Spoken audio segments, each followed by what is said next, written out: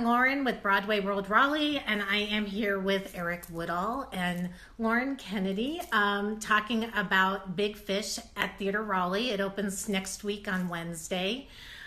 You guys have known each other a long time. You've worked together. So tell me a little bit about your history together. And Well, it all started in 1891. The first time we ever met and worked together, I was probably about 7. We did. You didn't have all your teeth. I did not. I was Snagglepuss. Yeah, like crazy. We did a production of Sound of Music at the Village Dinner Theater, which is no longer in existence. Yeah, it was a dinner theater that was out by the airport. Yeah. And I remember there were 2 casts of kids. They double cast, and it was like the blonde cast, the brunette cast or something, but we were in the same.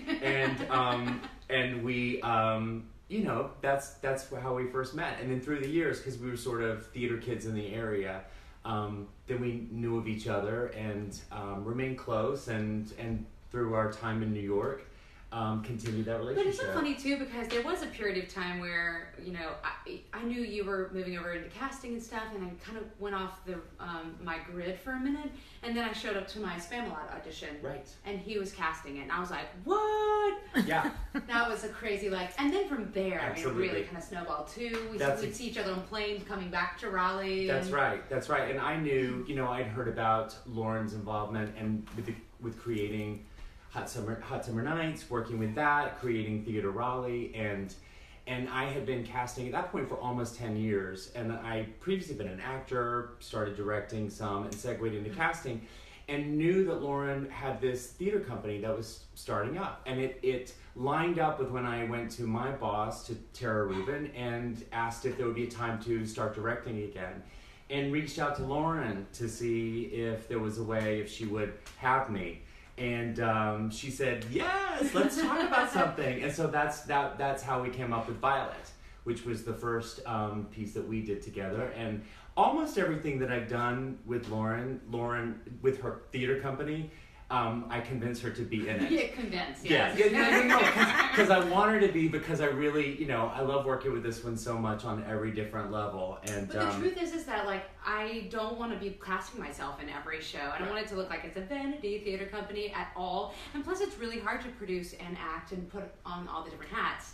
So what I'll say is not really convinced. I love working with Eric. He's really the only director who could get me to go on stage at Theatre Raleigh. So I have been on my knees before begging her. So yes, there have been times where I was like, "You have to do this, please." Oh God! Yeah. Always happy because his productions are amazing, beautiful. well, and I'm excited about it because I think people forget, Lauren, because you are wearing this artistic director producing hat, that you are a performer. Yeah. Listen, my daughter forgets. She came to rehearsal the first day we were learning choreography. She was like, "Mommy, you're a really good dancer." I was like, "Yeah, I used to do this for a living." She's been a dancer on Broadway. Yeah. She was like, "I had no idea." Absolutely. Yeah. Well, and Eric, you mentioned your stint as a casting director, your job as a casting director. You cast Big Fish. Yes. It was a piece that, a lot of people may be aware, but some people may not, that when a show makes it to Broadway, if a show is so lucky, it has been around for a lot of years in the creative form, doing readings and to workshops. So our office worked on Big Fish for about 4 years in all of its growth.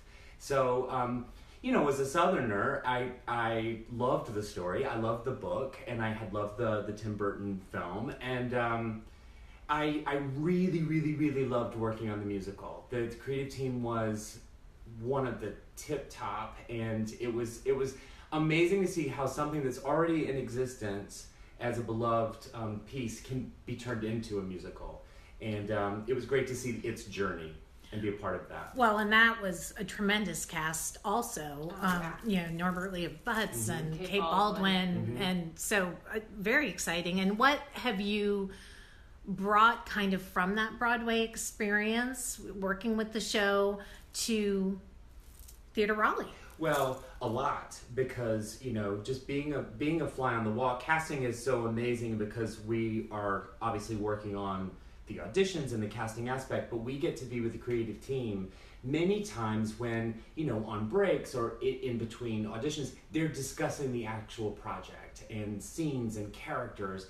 So I can be a sponge and absorb all of that, and I did, and hopefully I'm bringing some of that forward. One of the interesting things, though, is after the Broadway production, John August, the writer, and Andrew Lippa, and they went back in, and they took the script and they released a version that is condensed, and they call it the 12-chair version, which is 12 people.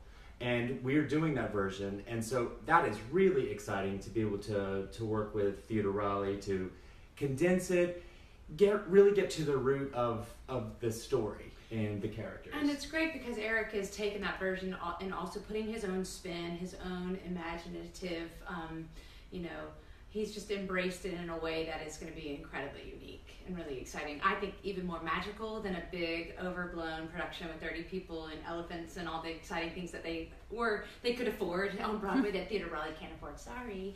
But sometimes limitations, makes you more creative. Yes. And that's exactly what Eric has done. Well, and the design aspect of this show plays such a role in the show because it's kind of a show where you have to find this balancing act between the reality of this father-son relationship and then the spectacle of all the imaginative stuff. So what's been kind of follow Theatre Raleigh on Instagram to see the amazing design drawings, the design process, but talk a little bit about kind of the design elements that are going into this show.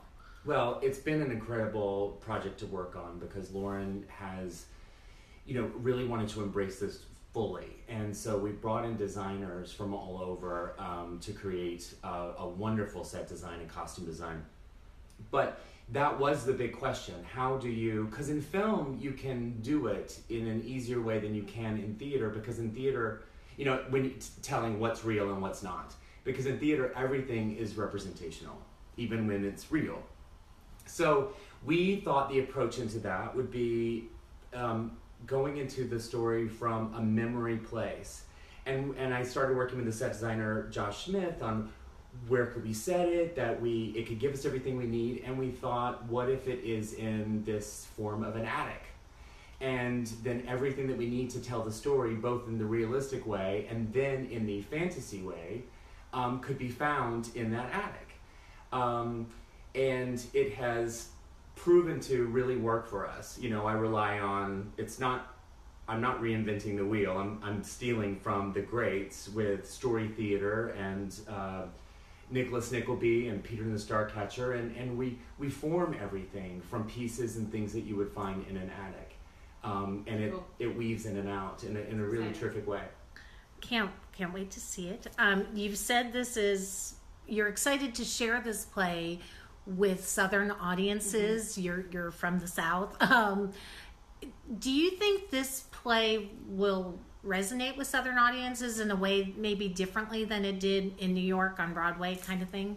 Well, it's interesting because honestly, the story is so universal. Though it's about a father and son, it's about anybody who you don't understand in life and you want to reconcile with.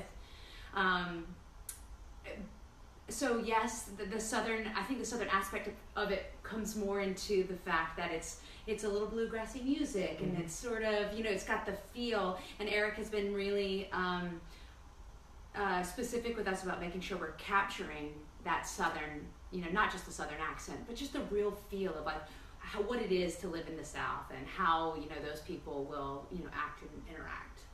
Yes. Very nice. And Lauren, so my kids are really into BuzzFeed. So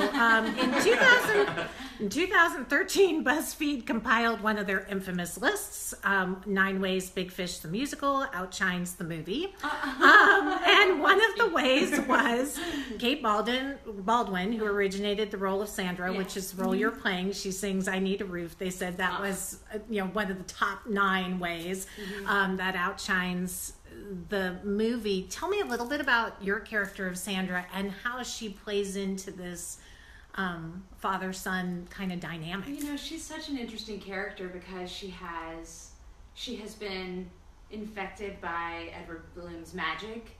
She believes in it 100%, and she trusts and loves in a way that is so respectful and interesting, because this is a traveling salesman who, in a way that the son sort of questions what he's up to and like why he's lying here, there, and everywhere. She just 100% trusts, believes, and loves. And I think that's an incredible quality to have. And it's really fun to get to play that and to play all the different ages of Sandra too. She goes from 17 to 32 to 55 to 60, you know, so it's really fun to get to play all that and the way that the relationships shift and change throughout the show. So I think she's a fascinating woman. I strive to be more like her in my own life. And it's fun to have scenes with a son. You know, I get like choked up just thinking about what it must be like to have a son and they getting married and having a child. I mean, so much of it is so tender and so beautiful, and I think will resonate amazingly with our audience. And not to mention, Andrew Lippa wrote amazing songs for this character. So I feel really fortunate that I get to sing them. Absolutely. I can't wait. I do want to ask you both about, you know, Big Fish is such a beloved musical. It's done a lot regionally and in community theater. I think I read, you know, there's like 38 licensed performances scheduled. So it's a popular show. Mm-hmm.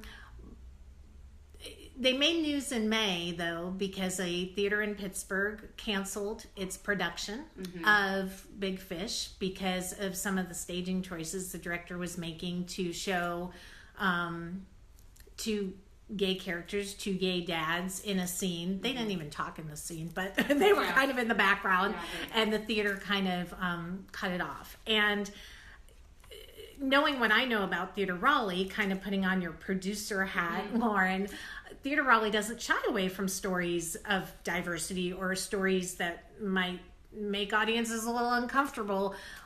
Do you think the theater...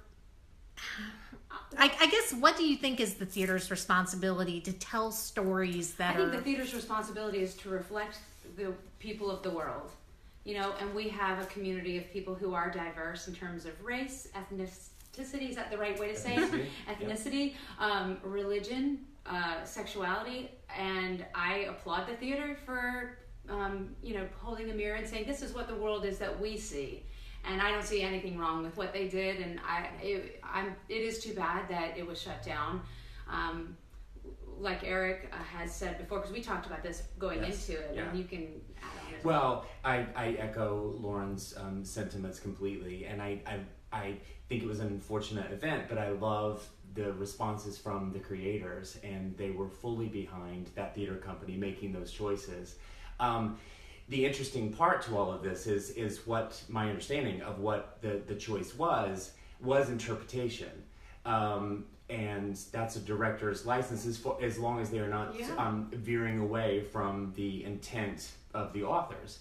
And we're not doing that particular thing or showcasing the gay couple, only because I went a different direction with that number, and just I would have loved to have done that if we had seen it that way.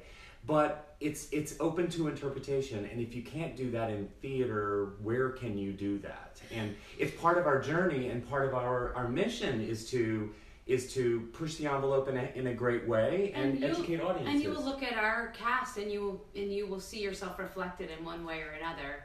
Yes. Yeah. It is a diverse cast, very diverse. And really, the shows I've seen, the shows I'm familiar with that you've done, you've celebrated that. Absolutely. So I love that. Yeah. And Eric, I do have to say, you don't shy away from things like that. North Carolina, you directed a North Carolina theater production of Gypsy. It's an old show. It's a classic show. But some of the casting choices that you made in that show somehow made it really fresh and current and interesting. Not that it's not a great show already with a great score, but it just brought this whole new dimension to it that I thought was fabulous. Well, I appreciate you saying that, and it is something that is important to me. You know, we talked about it a lot with North Carolina Theater, but I've talked a lot about it with Lauren and Theatre Raleigh, is how do you, if you're going to do a show that has been done before, especially if it's one that is beloved and is old, how do we approach it today? How do we make it feel just as alive today? It's one of the things that I tell students is who are getting ready to audition for musicals. I'll say, you have to remember that every traditional show was written to be contemporary. this was Hamilton one day. This was Dear Evan Hansen. So it wasn't written to be Ye Old Chestnut. And you can't approach it that way. And you certainly can't approach it that way in casting. I love that. Well, this show is based, you mentioned the novel, by Daniel Wallace. And we're going to talk about him in a minute because I know you've got really exciting things happening with him around this show. And the film by Tim Burton, which was a lot of people loved the film. What are some of the main differences fans of the book, fans of the film might see in this stage version? What can they expect? Well, I think, the musical certainly, quite obviously, is different than the movie in that it has been set to music. And so, there are, the tone in some ways is a little different. Some of the characters are a little bit different in the musical than they are in the movie. But there are huge differences between both of those and the book, because the book really is, the tone of that is completely different in that it's just all of these short stories. Yeah. And so it was amazing how it's been sort of I think John August did such a great thing with the movie, and then again with the musical, which wrote a through line. Yeah. And you could follow this sort of story from start, middle to end. Yes. But going and reading the book, once we decided to do this show, you see it all in there. And it's really exciting, and that source material is really cool. But it's not a linear piece at all. Right.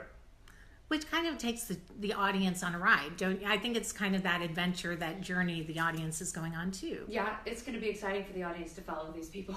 Yeah, and to weave in and out of a sense of reality and what is real, and allowing, Edward Bloom's life is larger than life, and so he's questioning, why do things need to be black and white? Why do things need to be so linear? And he questions all that and pushes all of that. And I think it's a great question for all of us. So we can relate. And Lauren, let's talk about the big events you have with Daniel Wallace. Yes, so exciting. I mean, Daniel Wallace seems to be the kindest human being on planet Earth. He was just so grateful and generous when we reached out to him, kind of just cold emailed him through some friends of friends at UNC. And it's something that Eric mentioned, at the very beginning, like, he works at UNC and we should get in touch with him and all that. So we completely followed through with that, and he's going to come do 2 talkbacks after 2 performances. We're also going to do a meet and greet on Thursday. I think it's July 19th. It's the Thursday, I know that. Okay. We'll do like a pre-soiree, show soiree over at the Residence Inn downtown, where people can meet him, get the book signed, just... rub elbows with the author. Will you have copies of the book available? We will have copies of the book available, yes. Absolutely. Selling them in the lobby. And the talkback performances are July 19th and July 22nd. That's right. And people can go on the Theatre Raleigh website or follow you on Facebook or Instagram to find out more. Absolutely. Eric, you said you grew up in North Carolina with many larger-than-life personalities, and those big fish made such a powerful impression on you, inspiring you to dream big, dare, and enjoy life. Who are some of the big fish kind of in your world, and who were some of those people who kind of inspired you to pursue what you're doing now? Yes, well... it is one of the reasons that both Lauren and I were excited to bring this to Southern audiences. You guys touched on that earlier, but I think, again, it's universal, but I think in the South we have a lot of larger-than-life characters. And, I was lucky enough I grew up in Benson, North Carolina, and I was lucky enough to have both sets of my grandparents very close, and so I'm reminded daily in rehearsal of my granddads, but also my grandmothers, who were just funny and loved to tell stories. And I think a lot of teachers that I've had through in high school. We have very colorful figures around here, and they don't even know that they're being funny. They don't even know how they're affecting. There's a lot of drama in the South, I think it's the heat. Yeah. Yeah, and a few people have come along and you know, talked about that and created great characters based on that, Tennessee Williams being one. But, you know, these incredible people. But the one that I think about the most is my father, and he passed away 3 years ago. And it's been, you know, I thought, oh my God, am I going to be crying all through rehearsal thinking of my dad? It's been really cathartic. It's been great. But he had a lot of similarities to Edward Bloom. You know, could be the life of the party, telling stories, sometimes too much, sometimes to the point you're like, just be quiet, Dad. Oh God.